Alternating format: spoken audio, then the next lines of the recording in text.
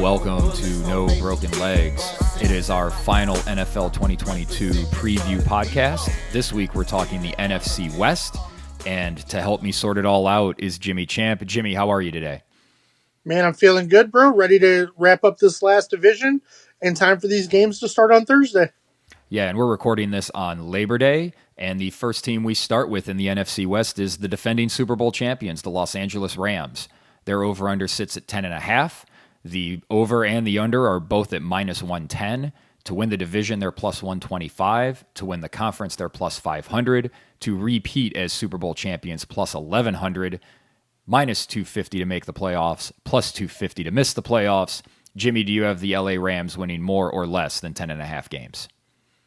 I projected them out at 16 wins. I think if Matt Stafford is healthy, there's no way they lose less than 11 games. Like, I don't see a situation where they don't win at least 11 games. He's expected not really to miss any time, so that shouldn't be a concern for anybody. It did look like he got underdrafted in our fantasy league, so maybe that's something you can take into your fantasy drafts to maybe get some value there. But I'm with you, Jimmy. They basically brought back the same team. The offense is still explosive. The defense is still really good. They have that Aaron Donald guy who, you know, Urban Meyer might not know who he is, but I think the rest of us do. Yeah, I think I know he's not quite young anymore, but I think adding Bobby Wagner to the defense is a big addition too. Yeah, especially when you have a defense that's played together that long and has so many talented guys. Bobby Wagner's just a really smart football player, and I don't see how that doesn't work out for them. You have talked about them as Super Bowl favorites. You have them in the Super Bowl? I have the Rams and the Chiefs playing in the Super Bowl. I don't know who I think is going to win yet. Right now, I'm probably betting both of them to hedge it. but I think the Rams are one of the top 4 teams in the NFL. I think they're better than the Buccaneers. I think they are by far the best team in the NFC. I think they're going to have way less of a hard path than whoever comes out of the AFC. They're not going to have as many tough games. They're not going to have as many rough games on their schedule. I think the Rams are going to roll into the Super Bowl pretty well off. I love the addition of Allen Robinson. I think this team is going to be really, really good. He's going to be in that OBJ role. I like Higbee. Obviously, we like Cooper Kupp. Yeah. And that defense, man, they just got playmakers all over the place. And Aaron Donald's such a menace. To your point of liking Kansas City and the Rams, you can get Kansas City at plus 1,100, and you can get the Rams at plus 1,200 in the Super Bowl. So if those are your thoughts, go ahead and get those bets in there now. I think the rest of this division isn't as good as it was last year. And I don't think the NFC is as good as it was last year. And I don't think the NFC was very good last year. They were about 20 games under 500 against the AFC if you did not count the 3 worst teams in the AFC, meaning even when the mediocre teams were playing mediocre teams cross-conference, it was the AFC teams that were winning. The Rams are really good. You know, maybe a little concern over Stafford's injury, but I think he'll be fine in the long run. I think this team rolls. I don't know. I don't think they're getting to 16 wins. That is a hefty number there, my friend. But they don't have to get to 16. They only have to get to 11, and I think they get to 11 pretty easily. Yeah, and I will say, if you have any faith in the Rams, I would get any bets in now before they beat Buffalo on Thursday, because after they beat Buffalo on Thursday, all those numbers are going to come down significantly. The team the Rams beat in the NFC Championship game last year is the San Francisco 49ers, who have had some quarterback drama of their own. We've had a lot of arguments with our friends around here about Jimmy Garoppolo and Baker Mayfield. Jimmy Garoppolo took a huge pay cut to stay in San Francisco as opposed to getting cut and being a free agent. I was really surprised by that. Before we get to their over-under number, what was your reaction to how this whole Jimmy Garoppolo thing played out? I mean, all of it. You know, this is something we've talked about with some other quarterbacks around the league. Like, when you're in camp, when you're in the preseason, when you're in camp, you're in your home camp, you're throwing footballs in shorts and T-shirts.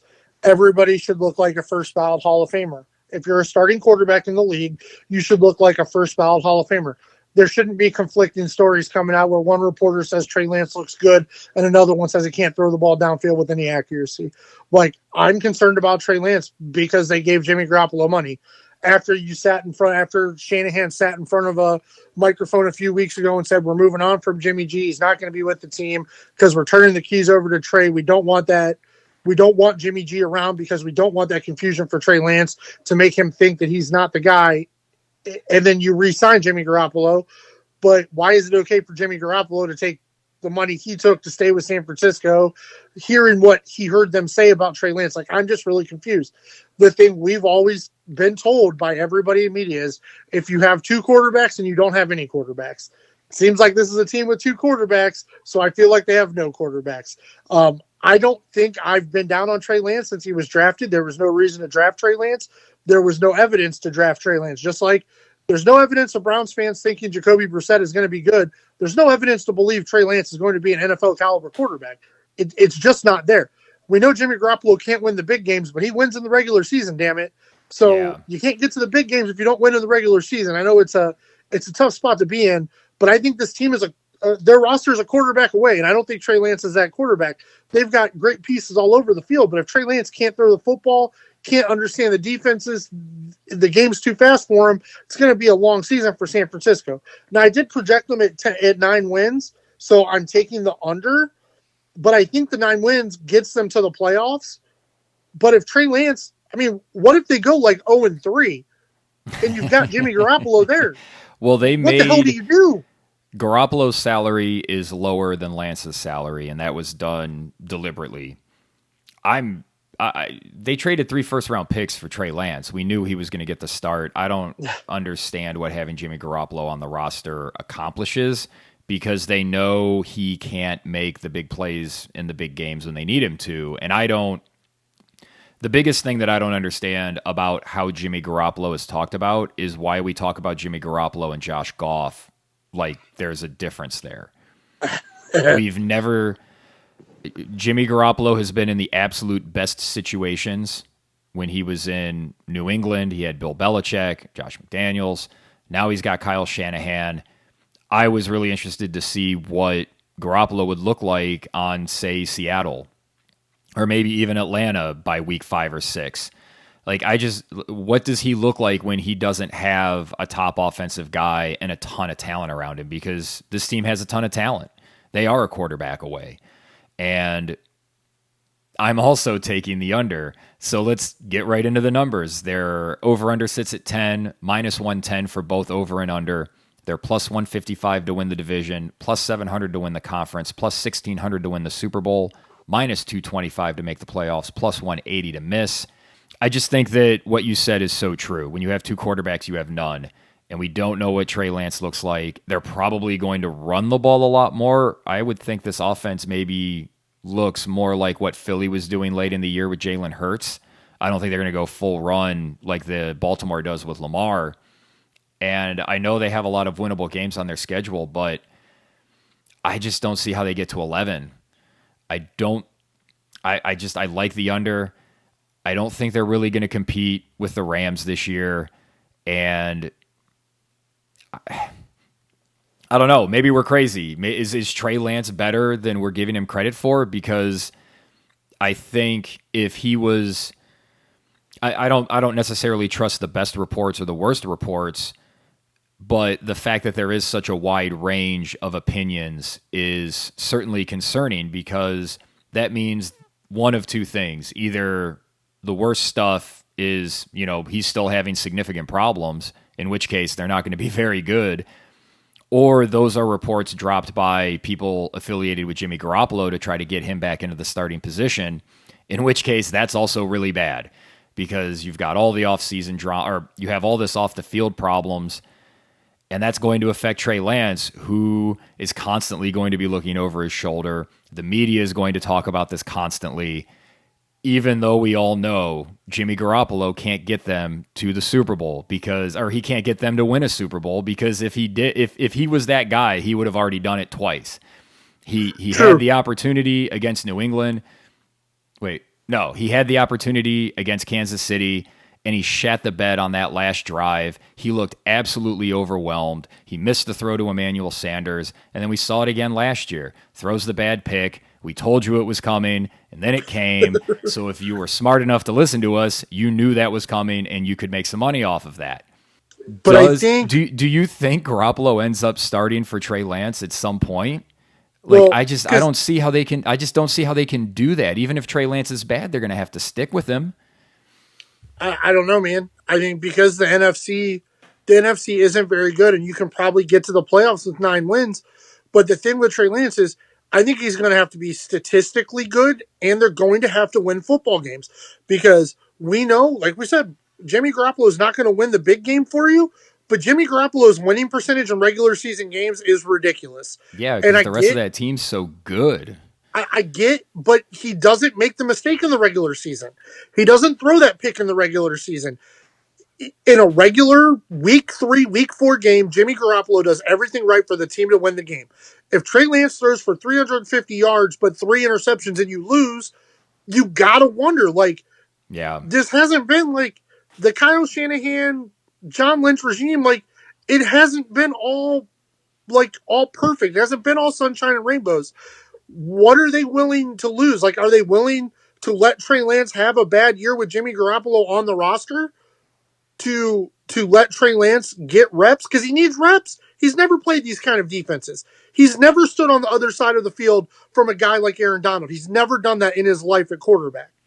Yeah, and you traded 3 first-round picks for this guy. So, like, they have to play curious. They have to. I just don't understand why they did this restructuring instead of just cutting him. Like, exactly. Are you worried? We'll get to Seattle here in a second, but like, Jimmy Garoppolo's not leading Seattle to the playoffs. Get the fuck out of here. But did you re-sign Jimmy Garoppolo because you're A, concerned about Trey Lance, or B, because you didn't want to see Jimmy Garoppolo win games with another team? I don't know. I don't know what the answer is. It's just weird to me. I don't know why Jimmy Garoppolo is not taking more shit for signing the deal. I don't know why Kyle Shanahan isn't taking more shit. Baker giving up $3 million to make the trade happen was a headline news story. Yeah. And Garoppolo gave up $22 million. Maybe his camp was putting feelers out there and nobody was going to sign him if he hit the market.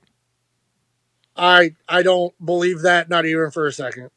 Marcus Mariota is a starting quarterback in the NFL, bro. But Atlanta's trying to lose games. I think Seattle's trying to lose games. Whoa. Nobody's trying to lose games. Whoa. Oh, yeah, that's right. There's no tanking in the NFL, even though the Cleveland Browns openly admitted to tanking in the NFL for basically the last 10 years. Yeah, like, the Garoppolo thing, I don't understand it. But I will say, I mean, if Trey Lance ends up being really good, the 49ers are an NFC. Yeah, they'll be right there with contender. The Rams. They're a contender if Trey Lance is good. I just don't think Trey Lance is any good. Yeah, if Trey Lance ends up being good, this team is definitely going to be among the Super Bowl favorites. And they're plus 1,600 right now. If you think Trey Lance is going to be really good, then you need to jump all over that plus 1,600 because if he starts looking good, that number is going to come down, and it's going to come down quickly. Yep. The next team that we have to talk about are the Arizona Cardinals. I already know we're going to disagree about this, Jimmy, so it'll be fun. Their over-under sits at 8.5, minus 115 on the under, minus 105 for the over, plus 400 to win the division, plus 1,800 to win the conference, plus 4,000 to win the Super Bowl, minus 150 to miss the playoffs, plus 120 to make it. Jimmy, why do you have the Arizona Cardinals winning more or less than 8.5 games? I have the Cardinals going under. I think they're going to crash and burn this year. I think DeAndre Hopkins not being on the field is a significant difference for this team. I don't think everything is okay after the way the Kyler Murray contract shit went down. I think this team is going to fail this year. I think they have a pretty tough schedule. I don't think they're going to win any close games. I think Cliff Kingsbury is going to continue to lose at the end of the regular season, probably because Kyler Murray is not big enough to sustain a full year in the NFL. I think this team is going to have a horrible season, and I think they'll have a new head coach next year. They just signed all these guys to contract extensions. Yeah. So I don't know how that would happen. I don't think they're the best team in this division. I think they're probably third. Maybe they tie San Francisco. But I'm looking at their schedule, and they have that tough start. It's a fairly tough start because they go Kansas City, Vegas, LA Rams. That's probably 1 and 2, but things really open up for them from there. They only need to get to 9 wins.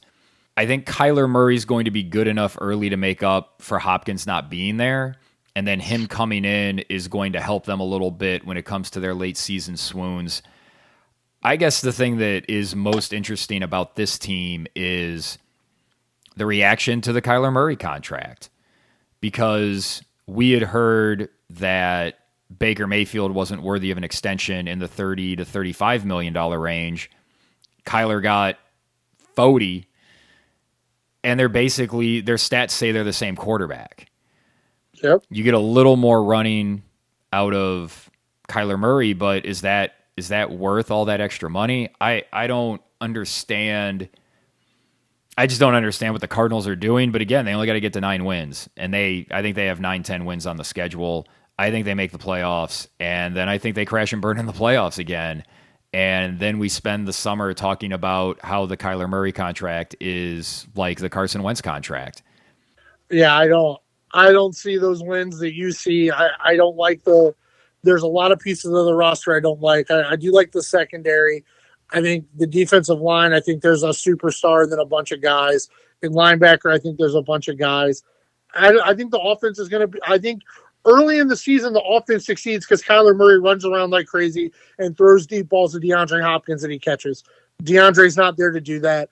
I think they're going to start out 0-3, and I don't think it's going to get any better. And I think at the end of the year, Cliff Kingsbury is going to get bought out of that big contract extension he just signed, in my opinion. Wow, that would just be a disaster, because Kingsbury brought Kyler Murray in. They had Josh Rosen, who has turned out to not be any good, but they just gave up on him to bring in Kyler Murray, build this offense around him. Who are they going to go out and get that's going to run this offense the way that Kyler Murray's going to need it to be run? Oh, I mean, I can think of 2 guys off the top of my head. Let me guess. Eric Bieniemy's one of them. Yeah, off the top of my head, I can think of two ex-NFL black football players who've been really good offensive coordinators, but Byron Leftwich being the other. Yep. Yeah. I don't like the way the schedule. I would be shocked if they had a big change in Arizona, although they got all that money, and if they underperform, it's not like anybody has any patience in this league anymore. So nope. I don't know. Not like if they don't win early in the season, there ain't no reason to think they're going to win late in the season.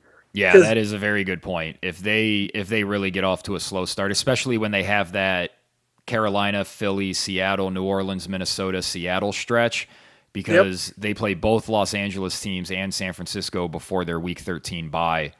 Yep. So if they can't eat from Week 4 to Week 9, they're definitely going to go under, and this is going to be messy. It's going to be a messy offseason for Arizona. Yep. The team I think it's just going to be messy, period, for this season is Seattle. They have already had to endure the worst quarterback competition I can remember. I mean, at least when the Browns were trying to decide between Tim Couch and Kelly Holcomb, we didn't know if either of them were good. In this case, we know both of these guys are bad. Their over-under sits at 5.5. It's even money for the under. Over's minus 120. To make the playoffs, plus 500. To miss the playoffs, minus 715. Plus 2,000 to win the division. 8,000 for the conference. 20,000 for the Super Bowl. This team has had a lot of patience with Pete Carroll. They traded Russell Wilson in the offseason and kept Pete Carroll. They don't have a quarterback, Jimmy, and I don't think the rest of this roster is very good. So I don't know why most of the betting action seems to be on the over. I think they're going to be really bad. I think they're going to be the 4th worst team in the NFL. So good luck, Seahawks fans. Yeah, I ran through the games like a couple times after I did it initially to see if I really believed it. I don't think the Seattle Seahawks are going to win a game this year. Oh my god. Oh my god. I think their roster is that bad. I think you have two wide receivers who cannot benefit from the quarterbacks you have at all, which is personally why I would have went with Drew Lock, because at least Drew Lock is fine just going back and chucking footballs downfield. Well, they have to be tanking, right? Like they should have been on the Baker talk, or at least I don't know. I figure they would have at least let the Jimmy Garoppolo people know that we'll pay you more than $6 million to come start for us in week 4. Yeah, I don't think it's just the Baker. I mean, I think there are probably 5 or 6 backup quarterbacks in this league better than Geno Smith and Drew Lock, in my opinion. Yeah. I think you'd probably be better off with Case Keenum, and I don't think he's really all that good, but I think Gardner Minshew's better than these guys. Yeah, I agree. Like I said, I think they're probably not trying to win football games. I love the tight end they got from Denver for Russell Wilson, but I just don't think the pieces matter. The defense is a shell of itself. They've lost so many good players. There's no identity there. Rashad Penny might get 700 carries this year, for about 800 yards. Yeah, I mean, I think it's going to be ugly, and I couldn't look at a spot where I felt like this is the better team in the game. I just couldn't do it. I'm sure they're going to win a couple games somewhere, but well, they do have Atlanta, Detroit, the Giants, and the Jets. All 4 of those games are between the teams that are just bad. And I think all 4 of those teams are better than Seattle. I don't know, man. You're not wrong. I don't know if you're right, but I know that statement isn't necessarily wrong because all of those teams are pretty bad. If they're really, really bad and Pete Carroll survives, then this is their 1 year. All right, we'll trade Russell and we'll just endure a year of being awful, and then next year he'll kind of be he'll be coaching for his job, I would assume. Yeah, I don't know though. I don't know if you go through a full rebuild with Pete Carroll. I don't know if you do that. Well, then they may as well move on from him now. If you're going to start tanking, if you're going to do that to try to build your roster up and build a new culture, then you can't do that with Pete Carroll. He's not building a new culture. He is the culture. Not that I'm not saying they should be ditching Pete Carroll. He's as good a coach as they're going to find. I'm curious to see what happens with this team, how long they stick with Pete Carroll, because he's sort of the last of the old school guys with Bill Belichick and Andy Reid. Yeah, I mean, if they can win like 4 to 6 games, it will be the best job Pete Carroll's done as a head coach. Well, it seems most people think they're going to win 6. I don't understand that, but people are free to. That's why we can get even money on the under instead of giving up money. Which is fine with me. Yeah, perfectly fine with that. Even, I don't know. I don't think that makes any sense. You have the Rams going to the Super Bowl. I have the Rams going to the Super Bowl. Really, the biggest question with this division, Jimmy, is going to be Trey Lance, and it's one that's going to be talked about just every week. We're going to get sick of hearing about Trey Lance and Jimmy Garoppolo, I think. Yeah, 100%. Like I said, because I do think like Trey Lance playing well in losses isn't going to be enough. Trey Lance is going to have to play well, and they're going to have to win games. The roster's built for them to do that. I don't know. Watch, he'll play clean, good football, and they'll lose games, and nobody will know what to do. Yeah. It'll throw everybody off because they'll be like, well, we can't take him out. He's playing well, but they're not winning. And we think that maybe if Garoppolo goes in and plays worse, we will win. Like, that'll be a weird, or there'll be people that'll make it. Talking heads will make that argument, and it'll be interesting to hear. Oh, yeah. Yep. It's gonna be crazy, but I do think, like I said, I think the Cardinals are gonna crash and burn. I think Seattle's the worst team in football. I think San Francisco's gonna eke into the playoffs, but I do think I believe the Rams are one of the 3 best teams in the NFL. Yeah, I agree with that. The Rams are just really good. I think they're going to the Super Bowl. I don't think anybody can really compete with them in a pretty weak NFC. Yep. Well, that's it, Jimmy. That's 8 divisions. You've got Kansas City and the Rams in the Super Bowl. I have the Rams and the Bills in the Super Bowl. I think the champion is either the Rams, the Chiefs, or the Bills. You have Tampa Bay in that mix as well as the 4 best teams, and then I have the the ones I mentioned as the 3 best teams. We will do a picks podcast later this week, and we'll have the whole. Yes.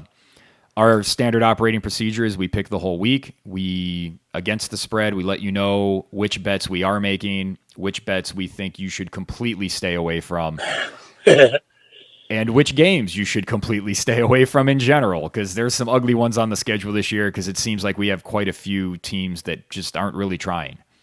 Yeah. All right, well, that wraps us up. We finished our Labor Day recording. Jimmy, thank you for joining me. Hey, no place I'd rather be, brother. All right, and we thank you for listening. Please like or subscribe this video. As I said, we'll have our NFL Week 1 picks out later this week. For Jimmy Champ, I am Evan Belfiore, and we are no broken legs.